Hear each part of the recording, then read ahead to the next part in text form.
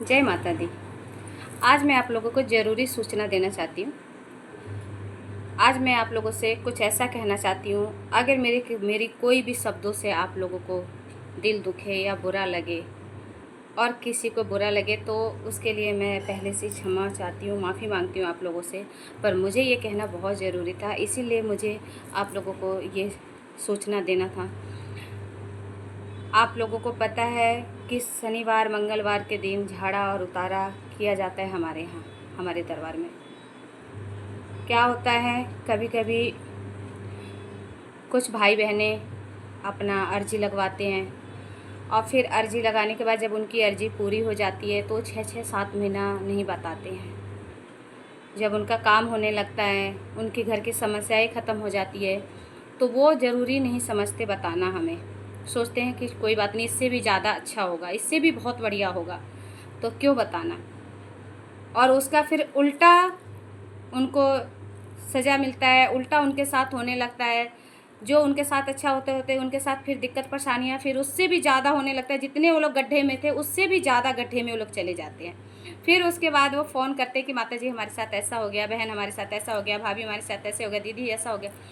तो उसमें हम कुछ नहीं कर सकते। मेरा कहना पहले ही था कि जिस जिस दिन भी आप लोगों की अर्जी पूरी हो जाए उस दिन मुझे आप लोग बता दें। ऐसा तो नहीं कि हमें पता नहीं चलता, हम लोग गद्दी पे बैठते हैं। अगर हम लोग आपका पूछा दे रहे हैं, अगर आप लोगों की जो भी हमारे जुबा से जो भी सत्य वचन निकल रहा है, जो भी आप लोग कह रहे हो कि सही है, आप लोग अपना कार्य करवा रहे हो, तो जब हम आपको पूछा दे रहे हैं, जब हम आपके बारे में देख रहे हैं तो हम सब कुछ तो देखेंगे ना। हमें तो गद्दी पे सब पे पता चल जाता है ना कि किसका कार्य हो रहा है, क्या नहीं हो रहा है, कौन सच बोल रहा है, कौन झूठ बोल रहा है, हमें सब कुछ पता होता है।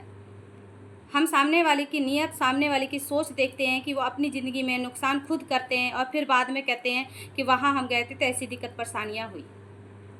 तो मेरी आप लोगों से हाथ जोड़ के निवेदन है कि अगर किसी भी भाई बहनों की अर्जी पूरी हो जाती है तो आप लोग संपर्क करें, कॉल करें, आके दरबार पे अपनी जो भी अर्जी लगी हुई है उसे खुलवा के विसर्जन करवाएं। हमने पहले भी बोला था आप लोगों की कि जिसकी अर्जी पूरी हो जाती है उसको हम लोग विसर्जन कर देते हैं।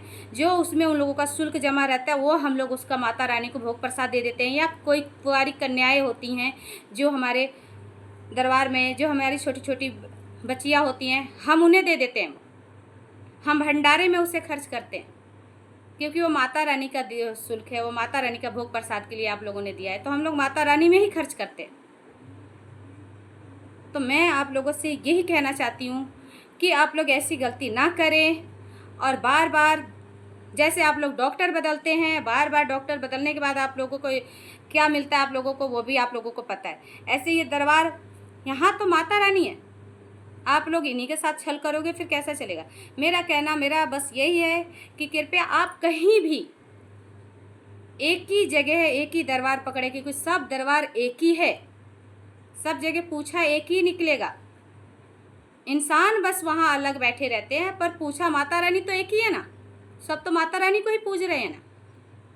तो आप लोग बार बार इधर उधर भटकना बंद करिए, एक ही जगह कहीं भी आप लोग। और सबसे पहले कोई भी काम करने से पहले मन में श्रद्धा और विश्वास होनी चाहिए, भरोसा होनी चाहिए। तो आप लोग अपने मन में विश्वास, श्रद्धा, भरोसा ही रख के आगे बढ़िए। अगर आप लोगों के मन में पहले ही किंतु परंतु आ गया कि ऐसा होगा कि नहीं होगा, तो फिर उसमें हम कुछ नहीं कर सकते। फिर तो पहले ही आपने तो पहले ही अपने आप के बारे में अपना मन बना लिया कि ऐसा होगा कि नहीं होगा, तो फिर कैसे होगा।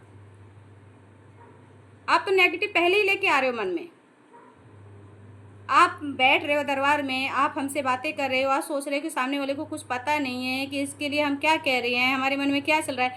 हमें सब पता होता है, हमें माता रानी सब हमें आदेश देती है, हमें सब कुछ वो करती है। बहुतों भाई बहनों को कार्य होता है, कितनों का नहीं होता, पर वो उनकी कर्मों की फल है। वो अपनी कर्मों को, हम उनके कर्मों को नहीं बदल सकते। वो अपनी कर्मों को नहीं मानते कि ये हमारे साथ ऐसी दिक्कत परेशानी, वो क्या कोसते हैं, भगवान को कोसते हैं कि ऐसा क्यों हो रहा है हमारे साथ, कोई काम नहीं हो रहा है हमारा, क्यों होते होते रुक जा रहा है, क्यों दिक्कत परेशानी। अरे आपने गलतियाँ इतनी कर, अपनी गलतियाँ तो मानिए। किसी के घर में पितृ दोष है, किसी के घर में कुल दोष है। आज के कोई पितृ दोष को कोई पितरों को कौन पूजता है, कोई पूजना ही नहीं चाहता है। कुछ लोग पूजेंगे, कुछ लोग कहेंगे अरे तो पितृ है, साल में एक बार बस आता है जब उनका पितरपक्ष, उसमें पितरों का पूजा कर देंगे वो लोग, बस भोजन दे देंगे, होता है, बस हो गया। आपने साल भर उनको ऐसे ही छोड़ दिया। तो आप पहले पितरों को तो याद करिए। कुल देवी देवताओं को तो याद करिए, पहले उनके बारे में तो सोचिए, तब तो वो आपके लिए सोचेंगे। माता रानी भी भोग प्रसाद से चलती हैं, वो बिना भोग प्रसाद के नहीं चलेंगी। आप लोग सोचेंगे कि बिना भोग प्रसाद के माता रानी चलती होंगी, तो नहीं चलती। आप लोग माता रानी के आगे भोग प्रसाद रख के, माता रानी का प्रिय श्रृंगार है, उनको श्रृंगार का सामान अर्पित करके माता रानी को भोग प्रसाद दे के आप कहिए उनसे काम करिए। ना करे माता रानी तब बात करिए, कर अपना कर्म तो अच्छा करिए आप लोग। मुझे ये सब बोलते हुए बहुत ही दुख हो रहा है, पर मैं इसलिए कह रही हूँ कि आप लोग आगे से ऐसी गलतियाँ ना करें। बार बार आप लोगों को दरबार बदलने से आपको दिक्कत परेशानियाँ हो रही है। फिर आप लोग कहते हैं, कुछ लोग कहते हैं पहले हम एक काम करवा के देखते हैं ये काम होता है कि नहीं होता है, फिर उसके बाद हम आगे देखेंगे। तो ऐसा हुआ है क्या? आपने तो पहले किंतु परंतु, आप तो हमारा इंटरव्यू लेने आ रहे हैं। आप क्या हॉस्पिटल में जाते हो, हॉस्पिटल में आप लोग पहले डॉक्टर 5 लाख रख लेता है, उसके बाद साइन करवा के वो कहते हैं कि हमारी कोई भी गारंटी नहीं है, आप इसका लोग गारंटर बनो कि अगर इनको कुछ हो गया तो हमारी कोई जिम्मेदारी नहीं। तो क्या आप लोग वहाँ से लौट के आ जाते हैं? तब तो वहाँ इंसान कहता है कि घर बिक जाए, ज़मीन जायदाद बिक जाए, हमारा ये इंसान बच जाना चाहिए, क्योंकि हमें इस इंसान को बचाना है। तो हर कोई खड़ा हो जाता है कि मैं साइन करने को तैयार हूँ, मैं साइन करने को तैयार हूँ, सब करते हैं। पर यहाँ फिर ऐसे दरबार में भगवान के अगर आप लोग मंदिर जा रहे हो तो पर्स खोल के इसके लिए मैं क्षमा चाहती हूँ, पर्स खोल के लोग कहते हैं अरे माता रानी के पास मंदिर में गए हैं, क्या करें, पंडित तो बैठा है, चलो 1 रुपया का सिक्का ही रख देते हैं, बहुत है। शंकर जी को तो 1 रुपया रख देंगे, बहुत है। 2 रुपये का सिक्का ही रख देते हैं, अरे 5 रुपये ही रख देते हैं। तो जब आप खुद भगवान के लिए ऐसा कर रहे हैं तो भगवान आपके लिए कैसा करेंगे? फिर वो भी तो आपको 1 रुपये ही 2 रुपये देंगे ना। फिर भी तो वो जब लक्ष्मी महाराज, जब भी लक्ष्मी देवता, जब भी वो भी माता रानी देखेंगी तो वो भी कहेंगे इसके लिए क्या निकालना है मुझे, देखूं तो इसने मुझे क्या भोग प्रसाद में दिया है। आपके कर्मों की सज़ा आपके सब जमा हो रहा है, भगवान के पास हो रहा है, वो लोग देख रहे हैं आप क्या कर रहे हैं। लक्ष्मी वहीं आती है जहाँ लक्ष्मी खर्च होती है, और जो लक्ष्मी बांध के रखता है वहाँ कभी लक्ष्मी नहीं आती। आप लोग देखिएगा, हर घरों में आपको ये दिक्कत परेशानियाँ मिलेगी। जो हर वक्त रोता रहता है, परेशान रहता है कि हमारे घर में ये दिक्कत है, हमारे घर में ये परेशानी है, जहाँ वो होते हुए कि जब उसको भगवान खाने को दिए, वो दिनों रात खा रहा है, पी रहा है, सब कुछ पहनने को भगवान ने दिया है, खाने को दिया है, फिर वो रो क्यों रहा है जब उसके पास छत है, सब कुछ है, फिर कहता है मेरे को ये दिक्कत है। तो आप तो जब खुद ही दिन भर रोते रहोगे तो आपके घर में कहाँ से लक्ष्मी आएंगी? तो इसीलिए मेरा आप लोगों से हाथ जोड़ के निवेदन है कि ऐसी गलती आगे से आप लोग ना करें। कुछ लोग हैं जो बिना शुल्क के हम ऐसा नहीं है, हम लोग बिना शुल्क के भी हम लोग उपाय बताते हैं, आप लोग करिए। इतना मैंने उपाय डाला है, इतना, पर क्या है, कोई फ्री में बिना शुल्क के उपाय करना भी नहीं चाहता, क्योंकि सबको टाइम बचाना है अपना। हमारे पास टाइम नहीं है, हमारे पास, जब आप टाइम नहीं बचाओगे तो 2 में से एक ही चीज़ कर सकते हो। फिर उसके बाद होता है कि माता रानी हमें हाथों हाथ रिजल्ट चाहिए, आप हमें ऐसा करिए कि फटाफट ये काम हो जाए। वो हमारी बीवी घर छोड़ के चली गई है, ऐसा करिए कि वो जल्दी आ जाए। कोई कहता है कि माता जी हमारे घर में नौकरी चली गई, हमारी हस्बैंड के, कुछ ऐसा करिए कि फटाफट उसकी नौकरी लग जाए।